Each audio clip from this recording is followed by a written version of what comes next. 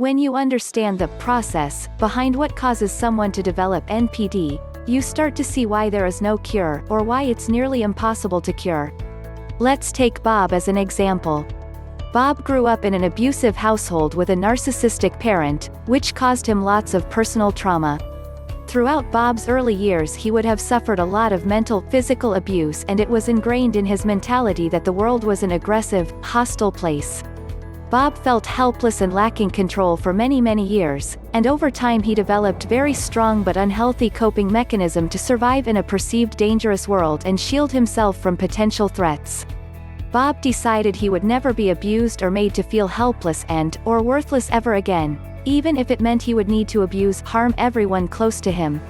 Bob would always be 3 steps ahead of any potential threat, striking first and getting rid of the threat before they ever had a chance to strike at him, even if the person in fact was not a threat and had no intention to ever harm him and loved him.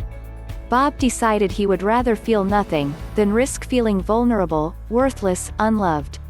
He severed the connection with his inner self at a young age so bad, he doesn't know who he is. The part of him that is the source of natural well-being, replenishment, resourcefulness, is so lost, and it is nearly impossible to find that connection again. But unless Bob can rekindle that connection, he can never heal and be happy. Bob no longer knows who he is, the inner being, his soul. Some would say Bob made a pact with Satan himself. I wouldn't say he made a pact with Satan. Bob just made an irreversible decision that he would rather not exist than feel the pain he once knew. Perhaps he didn't think there was any other way. Now that the decision has been made, there is no going back.